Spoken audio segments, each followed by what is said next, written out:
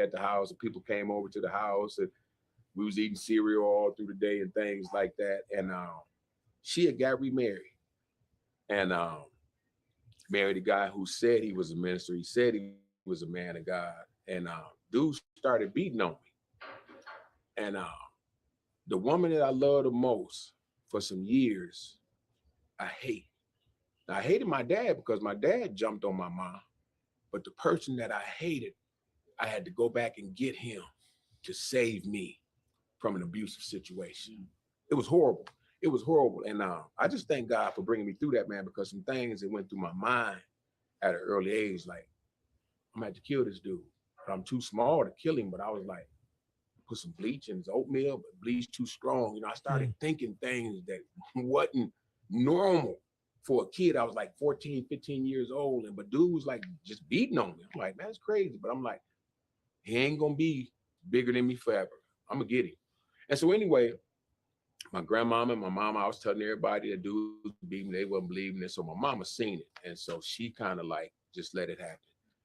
I didn't want to tell my dad because I knew my dad was gonna kill him if I told him. But one day I finally had to tell my dad. My dad came over, they got the scrap and the gun flew out on the floor and a lot of crazy stuff. But God brought me through all of that, man. And so got a relationship with my mom again, was cool with my dad. My mama steered me to the Lord. My mama got saved and got saved for real. I ran out there in the streets. And what I was in the streets, I want to share this and it might help somebody. Yeah, because your name rang out there in the streets for a long time. But you know what I was in the streets, man, for all them years. I think I had like a 12-year run. I was the greatest actor this side of Denzel Washington. I wasn't never no killer. I wasn't never no gangster. I knew cats that killed. Some cats, they was with me and they whatever I did, whatever I wanted them to do, they would do. But I was always kind of like a mediator.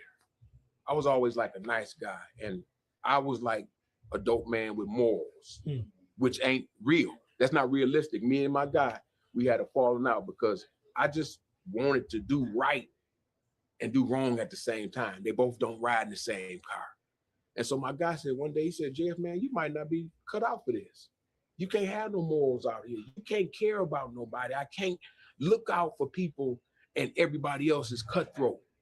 And that thing stayed with me for years. And so that was the beginning of God pulling me away from the streets. But the story and the end that I have is like nobody else because I did everything that a person can do to go to prison, but never went. And they never told on nobody to prevent from going. I ran through $1 million, man, out there in the street and ain't got nothing to show for it but a couple gold teeth because I got undercut playing midnight basketball and I had to get my front fixed. Right. And so I left the street with nothing and something at the same time because what my mama was telling me way back came all the way around full circle. And that's how I'm here today, by the grace of God. G-Bo, Eugene, Gwen, you did a lot of time. Back in the day, your name was ringing like a cell phone in the streets of Waukegan, Illinois, Chicago area, you name it. Let's talk about it. Like what did that look like for you? Man, I guess I could relate to what he said because a lot of people thought they knew me, but they really didn't know me. I had a degree in engineering before I even went to anywhere. I worked at a nuclear power plant for 7 years, but I was still in them streets.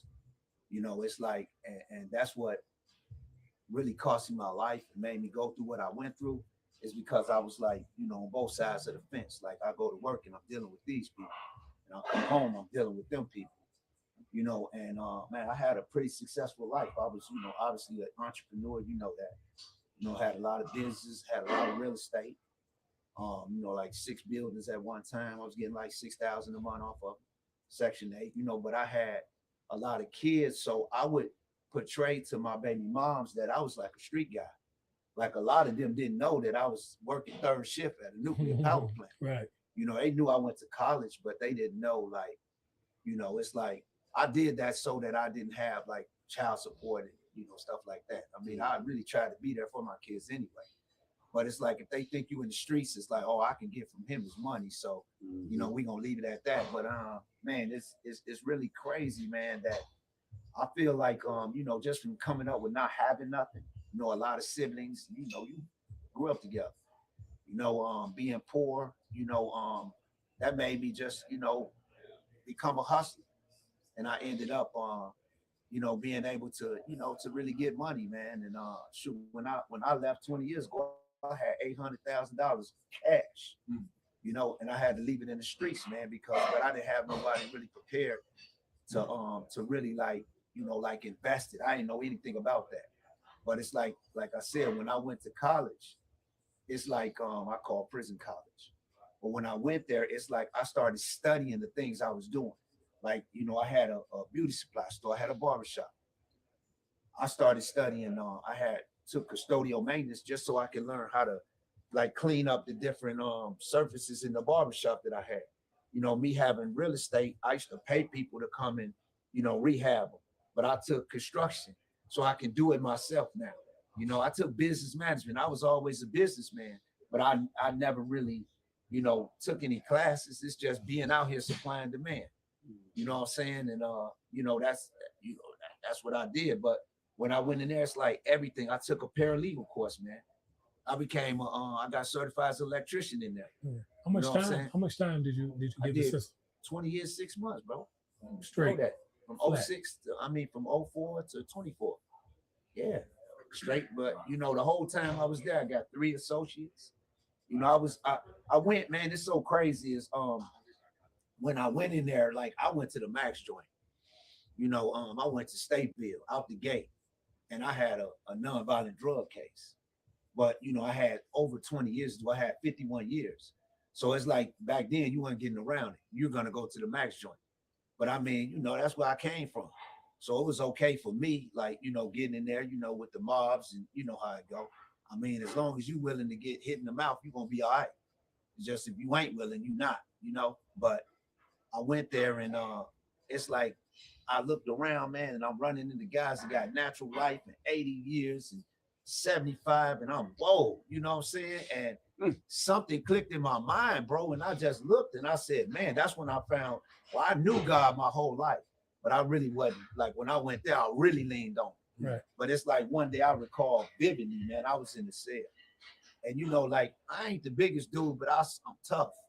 Like I ain't let nobody do nothing to me. You know that. But I got in there one day, man, and I had like an epiphany, man. It's like I had this vision, right? I saw all these colors, man. I saw dudes hollering, like someone being raped, someone being beaten. And like it was like colors, like I could see them. And it's like, God was telling me, like, I was kind of, like, I don't know, man. It's hard to explain, but like in the cells, we from Waukegan. So it was always that thing that they from Chicago, they feel like they play with guns, like we don't got that where we from. But you already know we come from the same hood y'all come from. So anytime I get in the city, in the cell, one of them cats from the city, and they cross the line, I'm knocking them out. And I was doing that because it was like, you ain't got nobody in here, it's just me and you. You know what I'm saying? So it's any form of disrespect, I'm gonna address it. Line in the sand, But it's like God gave me that vision. And he like, bro, you ain't that tough. These dudes, bitch. I seen dudes benching so much weight the bars being. I'm outside with these dudes. They benching weight 600 pounds, bro. It's 10 of them. Like, did you know what they could do to me if they want to, bro? We'll grab you and it's over with. So it's like, I got in there, man, and I just, that just humbled me, man. And it made me, but I had already, put in my work really. So it's like people like, oh, dude right there, he get down, leave him alone. That's how people think in jail anyway. If they know you all right, they gonna leave you alone. But it's like I leaned on God, man, and I started pouring into the Bible. I ran into a guy.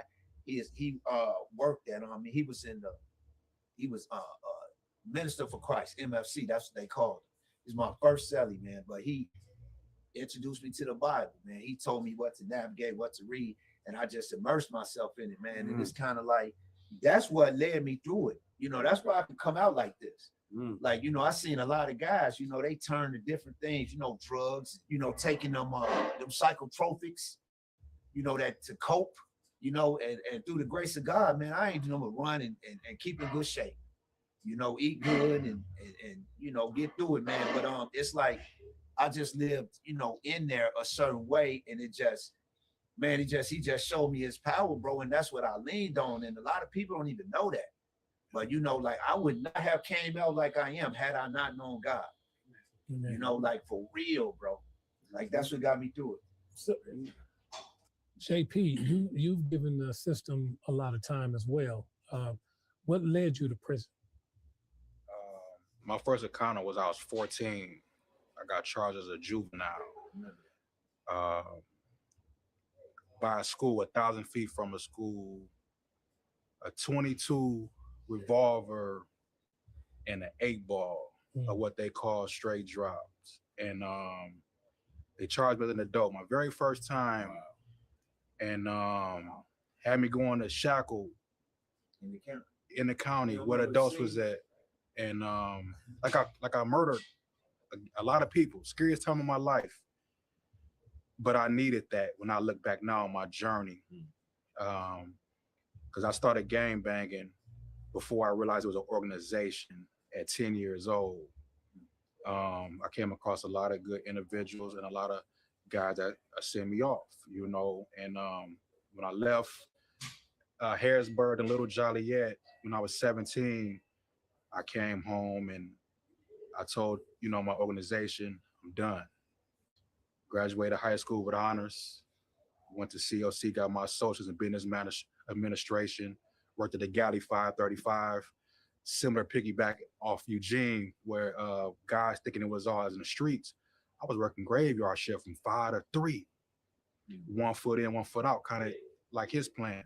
Again, making $14 an hour, but the streets won. So that was my first encounter.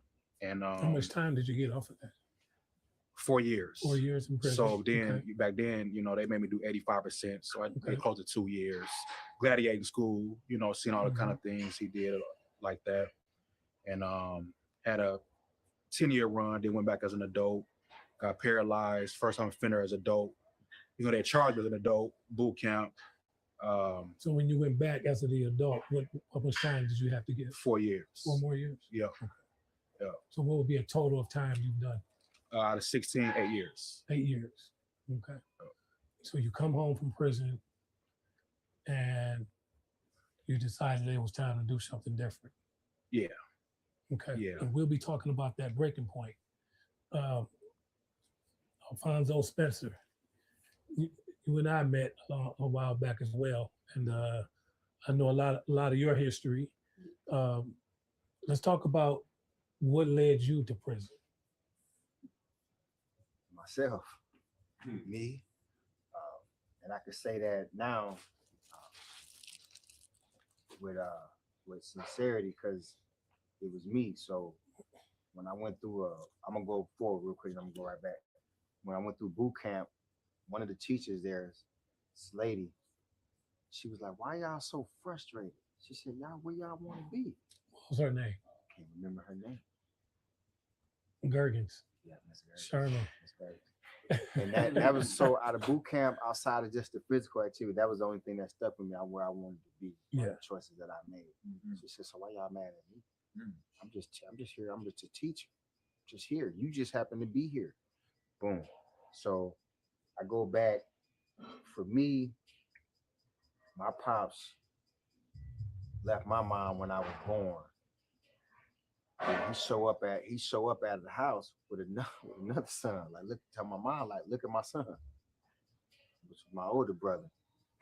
And so me and my mom just kind of like, I don't know what we did. I was young, but she kind of was she was my everything that I had. You know, a couple guys here, you know, there. Ran into my younger sister and brother's father. They married. You know, he worked like 2-3 jobs. You know, kind of was a disciplinarian, and I was rebellious because, like, you got my dad. You know what I'm saying? Like, these your kids, and I was rebellious because I wanted my father. Never showed up. Like, people talk about like window panes. I literally used to sit in the front window and fall asleep in the window pane, and they used to carve my cheek out, waiting on falling asleep in the window because I just wanted to get away. Now he was a drug addict, hooked on drugs, real bad. So he couldn't be there. So I will never say that. I don't know if he wanted to be there. I know that it had a hold on him to where he couldn't. Right. So we live in the same city. I probably seen him once a year, and that was in the streets. So I decided after a while, like, okay, no, I ain't got nobody to tell me I could be great. I could be this, you could be that, right? But I tell my kids every morning, like, hey man, go be great. I love you. You know, I didn't have that. So I never played sports. I never played sports. I had a grandmother that I don't remember her name. She gave us $20 when RYS was $20. Me and my brother walked to go sign up for football. We signed up. None of our parents even knew. Like, they gave us equipment. We didn't even know what team we was on. That's how uninvolved any male was in my life. That's how uninvolved anybody was. So I turned to what I seen. So, and again, like, I turned to my environment, but I don't blame it because I went to the environment. You know what I'm saying? My mom did what she could. I didn't want for nothing in her eyes, but what I wanted. So I run into the guys, and I'm like how Brother Jeff said. I felt like the gang that I chose was a conservative, and I felt like I was always conservative, and I felt like this ain't what I want, but I'm looking for something. So I was like trying to be the good and bad, like the voice of reason, like. And what I learned early, and a lot of people that's from here that know me, because we've crossed paths. So I was able to go in the middle of gang wars on side of towns where people couldn't go, as long as I went by myself, my authentic self. So that's why I always knew that anything other than a man being a man don't matter to me. Just be that. And so I ended up in prison. First time I did, I had 6 years. Took a plea for 3 years. They gave me 6. Got out. It wasn't enough time for me, man. It wasn't enough time. I had to go back. Had to go back again. Got out. Thought it was sweet. You know, went right back to the same thing again. No guidance. You know, I was young enough to where I'm thinking like, okay, this must be what this about. This cool. This pretty cool. I'm out. They let me out. Then after a while, man, I mean, at the last time, I think that's when I ran into you the second time, 2001, right? It was 2000. Yeah, because I left before you out of Racine County. That time right there. We were in Fox Lake. Yeah. That time there, I went in different. I went in like, okay, cool. If I ain't gonna have no dad, and I had a son, I said I'm gonna learn how to be the best dad I never had. So I said I ain't going back. You know the saying, whoever been there, they know the saying, you be back, see you get back. I remember that. Yeah. So just so they know, if they still living, I ain't been back, and I ain't coming back. Right. So and yeah, man, I got out and what I tell people now, I got out and gave myself a chance. I gave myself a chance. I said if I can go this many years doing bad to myself, let's see how many years I can go doing good to myself. And that's what I did. So it's like, I don't really want to discuss no more what you said. We're not glorifying the time. I want to talk about how much time we do in this free world. Right. Because that's where we can make a difference at, in this free world. Like I know bro getting ready to do. You know what I'm saying? And so yeah, so that's how I look at that. Mr. Moore, you've done a significant stretch in prison as well, way back in them days, man. Yeah. And you know, I consider you, you know, the elder here, right here.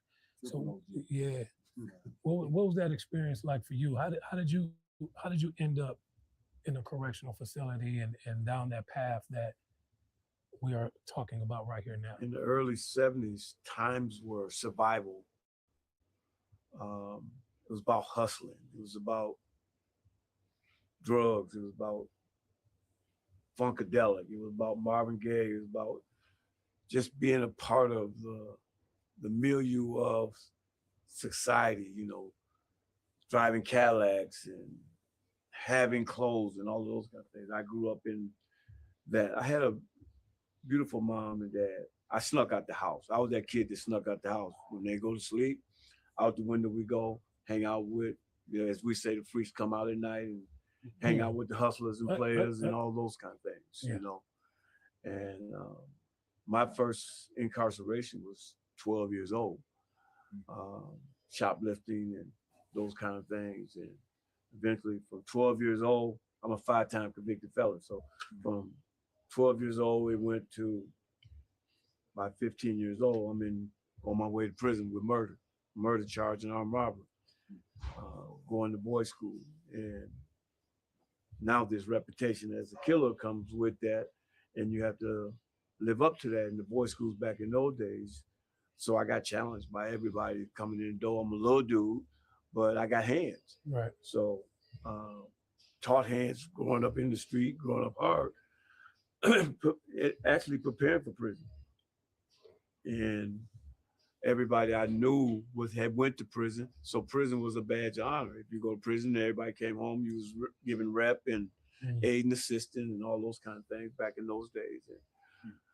And at the boys' school, had to battle the guy from Milwaukee, like he said, Chicago. Waukegan had to battle Chicago. We had to battle Milwaukee and any other place. Kenosha had to battle. And you had to show what you could do. So if you didn't have hands or have a reputation, you was gonna get took advantage of. Right. And I wasn't gonna get taken advantage of. But all through that, boys' school doing those first, I did 18 years altogether. Did those first 4 years as a boys' school playing basketball, got a scholarship from Marquette and Al McGuire, and everybody came to watch me and see me play. Going home on my last furlough out of boys' school, I started getting high on heroin, and no grown man was telling me because my reputation was that of a killer. Yeah, So nobody telling me, young man, you got a rep. You going to Marquette? You're a ball player. You can't be in the street. We gonna whoop your head. I didn't get that. I got embraced on the game and pimping and hustling. So got out of boys' school. That's what I started doing. I started pimping. I started hustling and picking up guns again. Before 2 years, I'm already going back, strung out on drugs, going back to prison, a man prison now, and facing time in the man prison. Did this 2 years here, 3 years here, 4 years here, 5 years, it ended up 18 years. On my last incarceration in 95, facing 40 years. And I got 4 years revocation. So I got a 40-year charge. So I'm facing 40 plus 4. And I just made up my mind. I said, I'm done. But I needed a little bit more because my little daughter, she walked in to RCI. And I write about it in my book. My daughter walks in, she was 12 years old. Last time I had seen her, she was 8. But when she walked in at 12, she had breasts, booty, and looked nice looking good girl. And she said, Daddy, how come you can't take care of me? And I'm in the joint, and only thing I could give her was, it's pitiful. I'm sorry. I don't know, because my vices and my drug addiction was still so on me that I couldn't even give her a fatherly education on, baby, I'm gonna get this thing turned around, I'm coming home, I'm gonna be able to do this for you now, blah, blah, blah, blah. So as I gave that pitiful, I'm sorry, I went back into the yard. We walk in the yard, me and a couple of other guys, and we're talking about it, and Spirit hit me, and Spirit said, you can't take care of her until you learn to take care of you. And once I learned to take care of me, to this day, I'm first. To this day, I'm first with all my kids, my wife, and everybody else. I take care of what God blessed me with so that I can bless them with it. Yes, I'm with it, man. And once I did that, and I made up my mind, the 40 years, I went back to court to fight the 40 years, and the judge told me, he said, I see something different in you. This judge I had been in front of 3 or 4 times, and he sentenced me to prison. He said, I see something different in you. You got anything to say? I said, no, I'm just done. I'm done with whatever.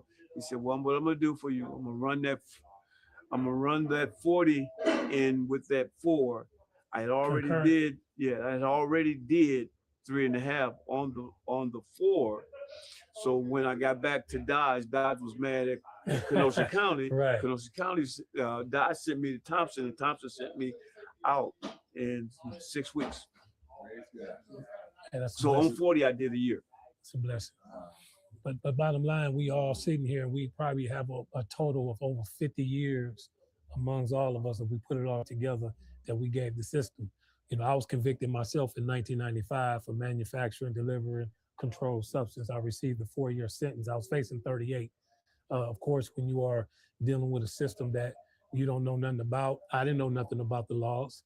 You know, I didn't know they could put enhancers on each charge. I had 3 counts of delivery, and they put enhancers on each case. So I'm like, and I didn't have no lawyers. I had a public pretender. I mean, a public defender.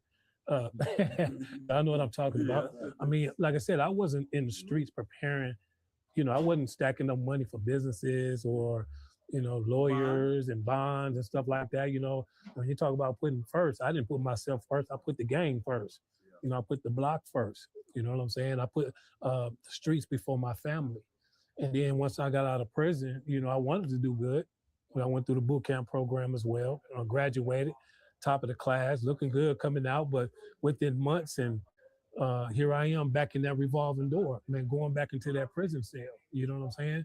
And it was due to the fact that, you know, I picked up some addictions along the way with the drugs and stuff. So not only was I selling the drug, you know, I was addicted to the whole thing, the money, the drugs, the thrill of getting away with something. And of course, I did have 2 parents in the household. My dad, my biological dad, you know, he was divorced from my mom when I was 3, but I had a father figure in the house, but he wasn't leading me the right way. You know, that was my introduction hands-on to the drugs and to the violence and stuff like that. So, you know, if that's on the inside, when I go outside and it's right there in front of my face, to me, that becomes my normal now.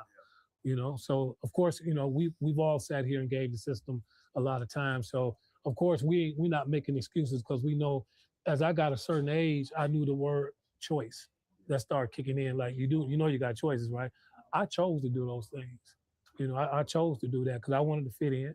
I wanted to be cool. Plus my environment, you know, everybody was used. I hung with older people. I wanted to be with the older guys, and that was my thing, man. It was normal. So, you know, with going to prison, coming home, and all that stuff, it had to be a moment in everybody's lives that's sitting here that you said, you know what? And I know a couple of you shared that already, but what was your breaking point when you said to yourself, I'm about to take my mindset that I have of doing wrong, but I'm finna flip the script and I'm finna do something right with it. What was that breaking point when you knew you was done with the streets? For me, it was hurting my kids. I got 7 children, Okay. 1 daughter.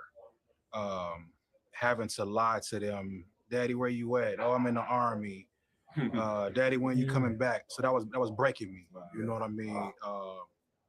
So my last federal bit, it was like I'm done because I still got a 14 and 10 now. It was beyond the female. It was my son's hearts I was breaking from my absence. So that's why it was enough for me. You know, if it wasn't protecting myself or my family, I made a vow to God and myself to be done with the criminal organization. So that's what was for me. Okay. Spencer, what was your breaking point? Like, you know, of course, it had to be something significant because look where it led you. You know what I'm saying? So I had 2 breaking points. Okay. Remember I said I had a son, so my last bit, my son at the time was coming to visit me for the summer. I stayed right here in the back of this building. I lied. I stayed right here in the back of this building, this gym, right here on Jacato Drive. It's changed now, but really back here. And I was waiting for him to come that morning. They was probably about 2 hours away. But the SWAT team beat them to my house. And it hit your door. While he 2 hours away. I'm gonna get him for the whole summer though. You weren't ready for him for no whole summer, man. Let me get you on up out of here. Got a chance to see him in the glass, but that wasn't the plan. Cause that same day we was supposed to go camping. I ain't never been camping, still ain't never been camping. But that day I was going camping with some people to take my son. So remember when I said that I wanted to be the best dad I never had. Gotcha. And I always searched for him. I said my son and my future children never have to search for me. Whether we're in the same house or not, they ain't got to search for me. They're gonna be able to find me. That's one. Now the struggle is real. You understand that, trying to navigate through the world when you get out and you understand that's all you got, which was enough because it kept me out. But I needed more components than that. So I met my wife. This October, we've been married 18 years. Amen. We have 7 children, 6 boys, 1 daughter, 3 grandsons, 1 grandson on the way. So I wasn't in the streets, but I still partied. Still had a vice, my alcoholism, and it was tearing my marriage apart. It was tearing my relationship with my children apart, and I wanted to always be present, but I wasn't even present for myself. You see what I'm saying? So I could never be present. So I know this was on the brink. Marriage, relationship with my kids, they don't want to talk to me about nothing. Right? I'm mean. And all this stuff, and I just kept going back to the lady, man. You where you want to be, man. Where you want to be. This marriage finna end because of you. That's what you want, man. February, either the day before Thanksgiving or the day after, I said, man, I'm done with drinking. And I swear, man, I ain't called no AA counselor. I ain't called nobody. Called upstairs, answered, and 9 years sober to this day. Man, changed everything. My wife will tell y'all right now, man, these are the best 9 years of our marriage that we had. So I'm 50-50 right now. So going forward, I'm gonna start adding 55%, 45%. It's gonna start adding up, right?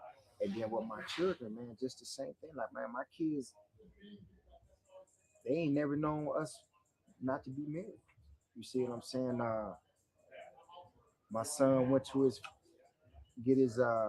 open up a bank account. It said, "What's your mother's maiden name?" He looked like Spencer. They're like, "No, before that." He's like, "I don't know nothing before that." I said, I had to interject, like, "Man, he ain't never seen. He don't know what that means because he done had 2 parents with the same last name since he was born." Right. Father, I never had. Right? And the same with my grandkids, because my father never had his father, so I never